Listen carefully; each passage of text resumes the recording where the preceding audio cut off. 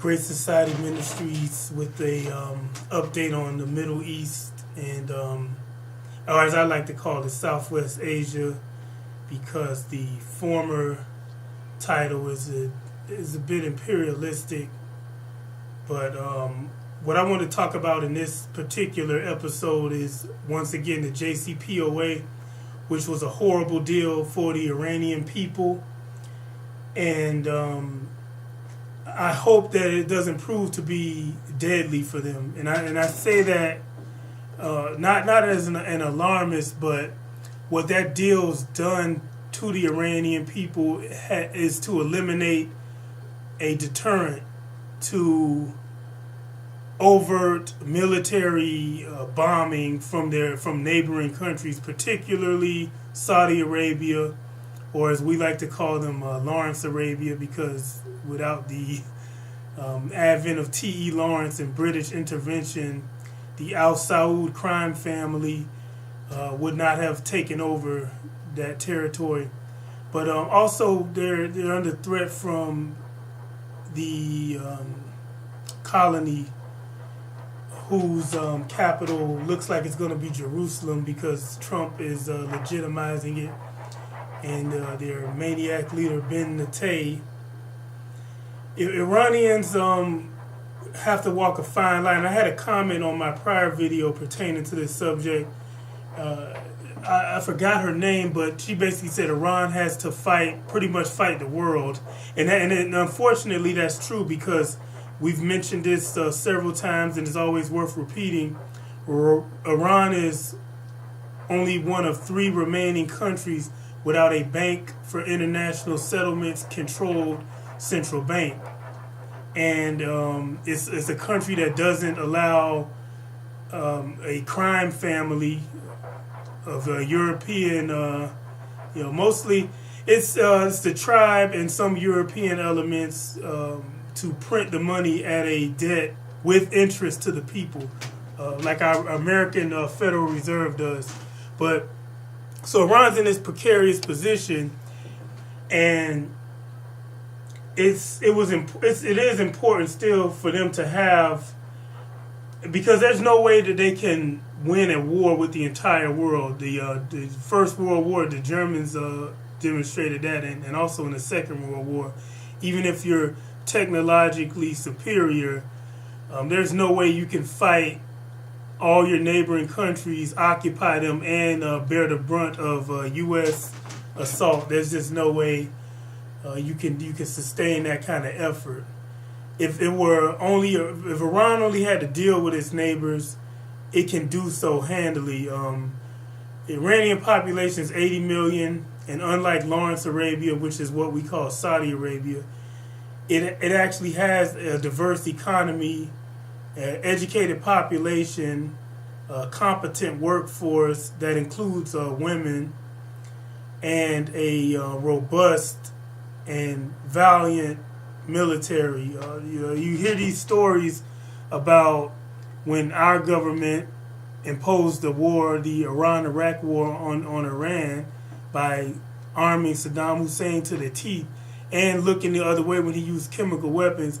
The Iranians still defended their territory and didn't suffer any significant loss of territory. Now, the loss of life was great, and you had young Iranians in their teens, young men, going into minefields to demine them, just essentially on missions that they know they probably wouldn't have come back from, just to defend their state from Saddam Hussein, who was at the time was the Sunni maniac, for lack of a better term, because we all know I don't like to refer to the majority sect of Islam as Sunnis. But I think it'll be more expedient, because people will be able to understand who I critique better. But they're in this precarious position, and then the people you would think, and this is the tricky part, because unlike the Salafi terrorists who taken over periodically parts of Syria and Iraq, Iran has to be a responsible an accountable government. And unlike the Al Saud crime family, Iran actually has to try to look out for its people, despite being under sanctions by the rest of the world. And we talked about how communism, for us here, the jury's still out on socialism, due to the fact that any country that tries to chart its own course and resist this global cabal usually gets sanctioned.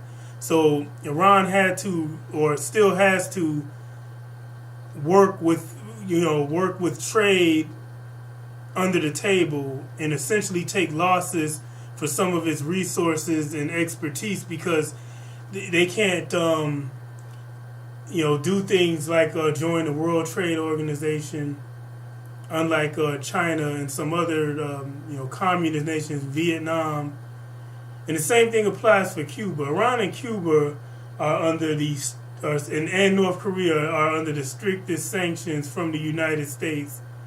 And it's interesting that other communist governments are actually able to conduct trade with the United States, while the North Korea and Cuba aren't.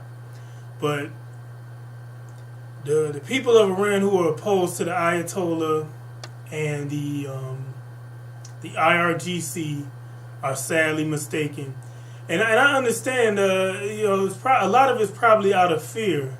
They've seen what's happened to neighboring countries and what's happening in Syria now, and the people just want peace. I think most people, average people, no matter what country they live in, they want peace, because we see that wars, they do nothing for working class people in most countries. There's no benefit to it. You have big business, corporations, and banks are the primary benefactors from this warfare. And unlike what the Republicans and people like them would have you believe, these benefits don't trickle down. So war essentially only helps the top 1%. So I can understand the Iranian people, some of the Iranian people, not wanting a confrontational government when it comes to, especially with the United States and Europe, because, I mean, the U.S. and Europe, despite all the rhetoric about human rights, the pretenses of no wars of aggression, because that's supposed to be one of the founding principles of the United Nations and international law. International law states that, and I'm paraphrasing, you can't have wars of aggression anymore. You can't attack your neighbor for more living space or to take their resources or anything of the sort anymore. That's waving to my wife. Anything of the sort is illegal under international law. But we see NATO countries are seemingly every few years, it's not even in decades anymore. Every 3 to 5 years, there's a new war of aggression being launched by a NATO country or countries that are affiliated with NATO. So, and I'm particularly thinking of Saudi Arabia, which has no business meddling in the affairs of any of its neighboring countries, yet it's causing the worst human rights disaster right now in Yemen. 14,000 dead, mostly civilians, including children. A lot of them are children. They've bombed weddings, you name it. All the infrastructure, especially the city of Sadr in northern Yemen, has been totally devastated. They've blown up civilian infrastructure on purpose, but who refused their mid-flight? Because the Saudi Arabians are so cowardly, or the Lawrence Arabians, they're so cowardly that they don't have any air bases close enough to Yemen's border, because they know that they'd be overrun by men who are fighting for their lives and their family and their freedom. They know they can't compete with that, so they need to launch their bombers from far away, so they need to be refueled. And they need logistical and targeting support from Israel and NATO countries. They can get away with it. Meanwhile, if Iran assists a country that asks for help to defend itself from Salafi terrorists, they get demonized, dragged through the mud in the media. And I'm talking about Syria.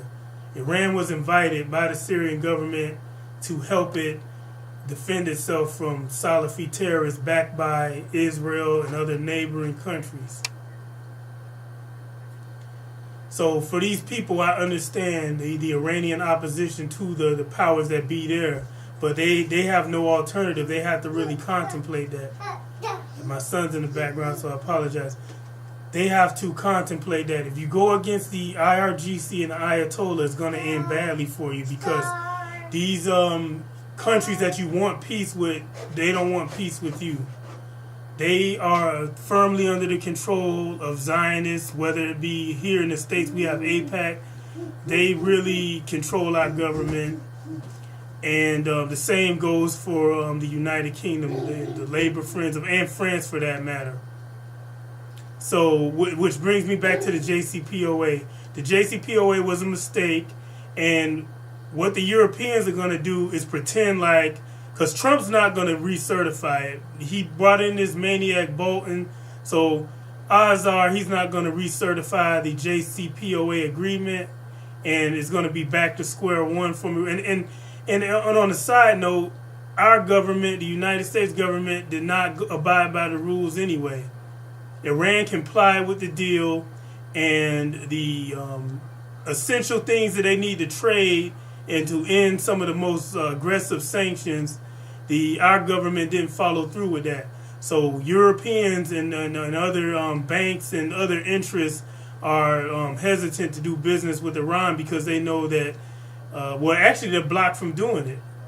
Think they can't use the SWIFT system, which is the international financial system. So there's no alternative but resistance, and I think the Ayatollah said that a few years back in one of his speeches. They need a resistance economy. There's no way the Europeans are gonna assist Rouhani, and Rouhani's another Mikhail Gorbachev. He's a weakling, and he's a traitor.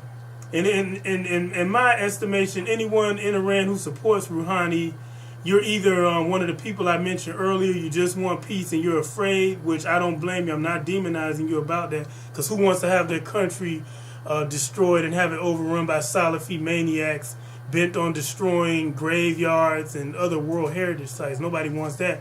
But some of you are actually traitors, and you want to undermine Iran because you're a part of the cabal. You want a Rothschild bank. You want to be a Zionist slave. And for those elements, they should be dealt with. But the Europeans are going to pretend like they're going to do trade with Iran, but they're not going to do it. They're just going to make them drag the deal out as long as possible. If anything, the Iranians should scrap the deal, start enriching uranium, and bring back their heavy water reactors back online, because the deal was a ruse in the first place. And that's the end of this particular episode, and catch you all later.